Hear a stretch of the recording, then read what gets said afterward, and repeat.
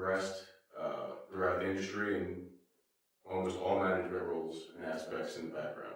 So from managing fishes to managing jobs, that sounds really good. Yeah. I mentioned earlier that, yes, I originally started in the fishing industry in my early career, in my early 20s. That brought me up until around the age of 27. Welcome back to Let's Talk Work, a series by Pyramid Restoration, where we sit down with industry professionals to talk about the work they do and the experience behind it.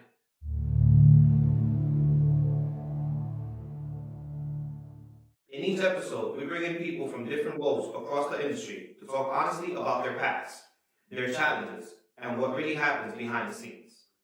Today I'm joined by Frank Suriani, one of the project managers here at Pyramid. Frank, thank you for joining us. Hey, Luis, thanks for having me. Frank, can you tell us something about yourself? Sure. I got started in this industry around 2012. Prior to that, I was actually in the fishing industry, believe it or not, in South Florida. So anywhere from, I got started around 18 years old as a charter fishing mate and commercial fisherman. Got my captain's license around the age of 20, 21, and ran charter boats and commercial fishing boats up until I was 27 years old. And that took me around 2012, where I kind of broke out of that industry and came into the construction fields. First starting with yacht repair and yacht deliveries. That kind of transitioned me into the construction field, where I made a big move back up to New York, where I was originally from. And I actually got my start at the bottom level as a demo laborer with a company called Statewide Demolition. From there, I've progressed throughout the industry in almost all management roles and aspects in the background. So from managing fishes to managing jobs, that sounds really good. Yeah. All right, we're going to start with questions. Before we get into what you do now, I want to go back a bit. Your path into this industry wasn't a straight line. Can you walk us through how it all started? So as I mentioned earlier, that yes, I originally started in the fishing industry in my early career, in my early 20s. That brought me up until around the age of 27, 2011, 2012, where I made a big transition and moved back from South Florida back up to New York City, and actually got started as a demo laborer in 2012. So from demo labor, I think I was in that position for about 6 to 8 months before I became foreman. From that position, I had taken a job at a development company as actually a finished carpenter, which I ran that through its course for about a year or so before somebody had recognized that I have some managing skills, had moved me up to a foreman's position, assistant super, project superintendent, up to a project manager. Around 2016, I made that transition into project management. I like the fact that you keep on moving up. You never stay comfortable in the same position. Yep. That's really good. Yeah, that's always, I believe that's always should be the goal for anybody in a managing position, is to want to do more and want to do the next job. So that's something I feel strongly about. So Frank, how was the transitioning from yachts to blocks? That's a great question, Louis. Honestly, it was a little difficult. From going from the fishing industry into construction, especially, like I had said, I started at the ground level as a demo laborer. It really gave me the first taste of how difficult this industry could really be. And it also helped me in a sense of where I have a great idea of what to expect out of a not only demo crew, but restoration crew, interior construction crew, and what's involved in a lot of these elements. And it's not just so simply go in and take these elements out and down. There's a lot more precise scheduling and coordination that's involved through many different aspects, from engineering all the way down to the ground level where I was at the time as a demo laborer. So, and I think we're going to hit on this several times throughout our conversation of that communication is always key. Correct, and I'm sure when you were fishing, that communication was key. So another thing, yeah, communication and relationships, always key. So I always say I'd rather be lucky than good, but having friends always helps. What surprised you the most about the industry when you first started?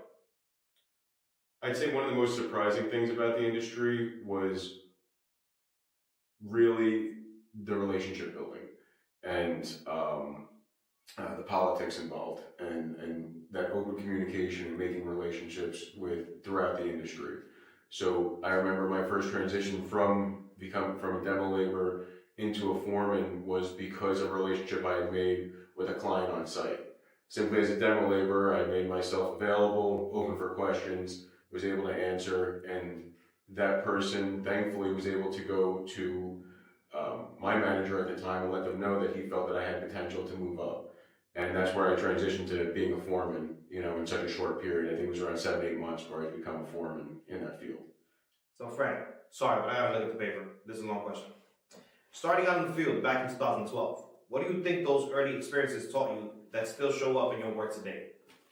Again, I would say communication, relationships throughout the industry. It really is key to make sure that you're constantly creating those elements of people feeling comfortable with you, that you're being open about what's going on the project. Starting out in the field back in 2012, what do you think those early experiences taught you that still show up in your work today? I would say really communication again. It's really one of the key elements in doing this job. I think from the ground level all the way up to the level that I am currently at, I think that communication is always going to be key.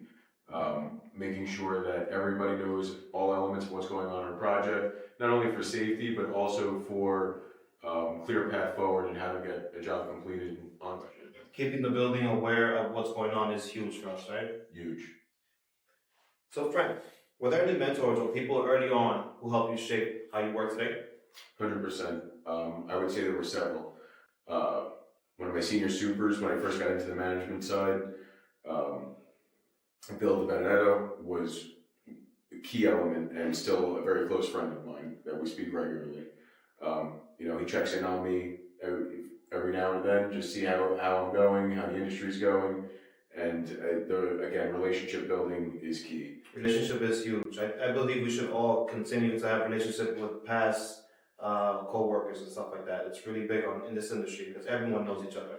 Yeah, no, 1,000%. And some more senior mentors that I had, directors of development, directors of construction, project executives that helped me guide where I was headed in this career, and especially when I was at points of feeling frustrated or inadequate in some roles, where they kind of helped me gain that confidence of that I do know what I'm doing and to trust my feelings on certain aspects and move forward with those.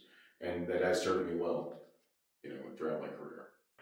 When people hear project manager, they usually picture something very different from reality. How would you explain what that role actually looks like day to day? I'd say day to day, it's definitely different than what I believe people picture. All the way from being home and cooking dinner and thinking about something I may have missed or may not have missed and thought I may have, because it really is a very hands-on and emotionally involved role. That's from waking up in the morning, hearing my alarm clock and saying, okay, I know what I have to do first thing as soon as I get in the office, or even on my way in. Who do I have to text? Who do I have to email? And let know what our day's going to look like. Frank, what's something experience has taught you that no one really prepared you for?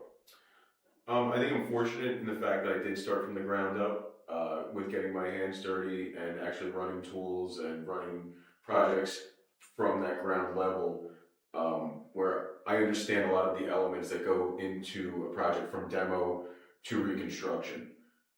What part of the job takes up way more time than people would expect?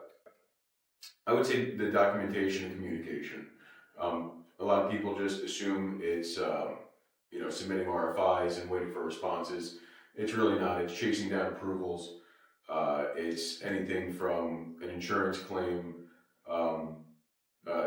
to coordinated scheduling. Working in exterior, we are subjected to weather, so that is another element that we're constantly dealing with.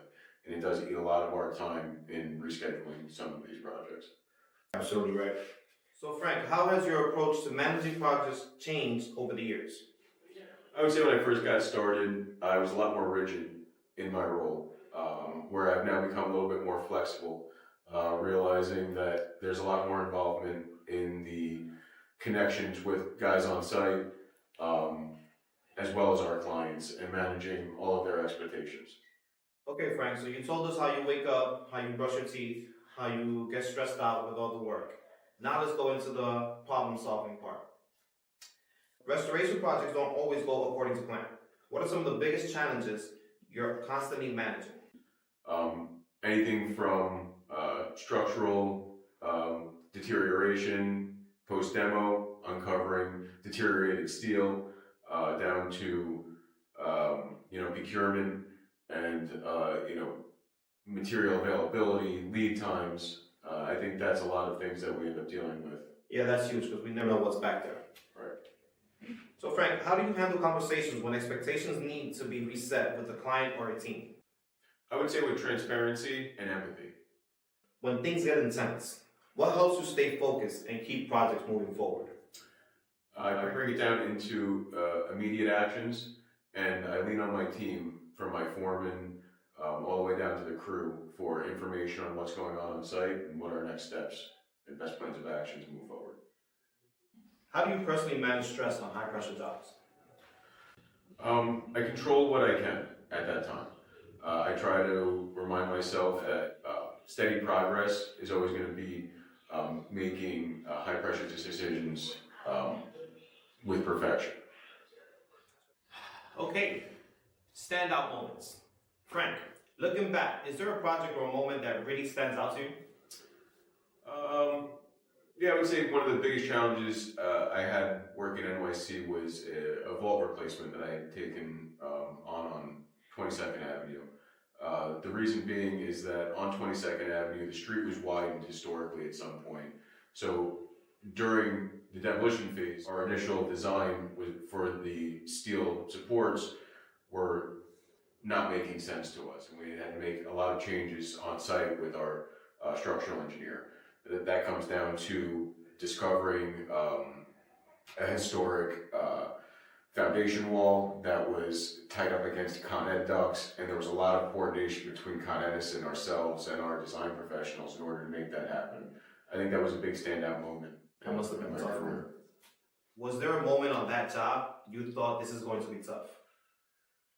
100%. There were definitely points where, no pun intended, hitting your head up against a brick wall, where you felt like it really, and that comes back down to the communication and building relationships, down to Con Edison reps, our structural engineer, and even my back office and ownership, and explaining why there were going to be additional costs and more design fees involved.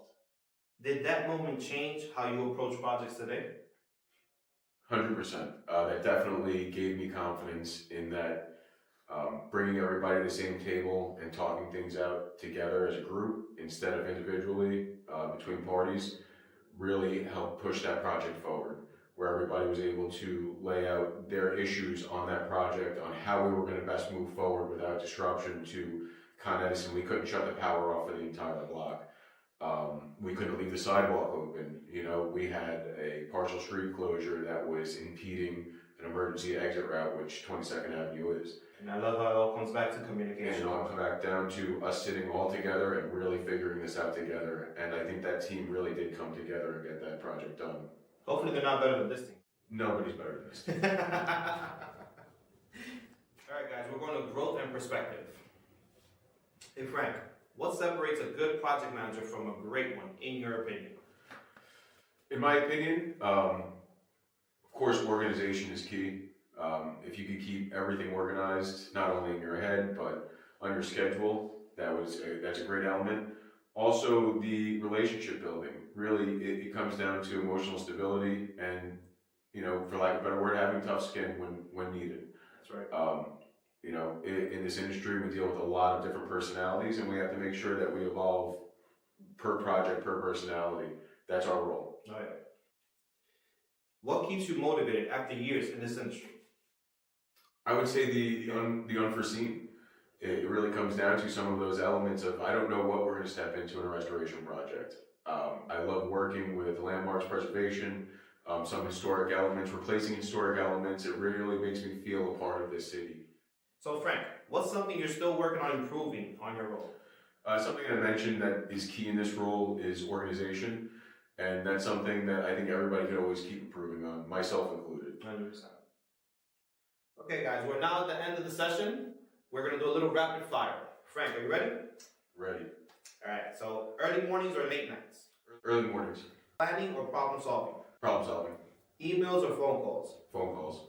Coffee or energy drinks? Both. Site visit or office stay? Again, both. Biggest pet peeve on a job site? Cleanliness. One word that best describes your job?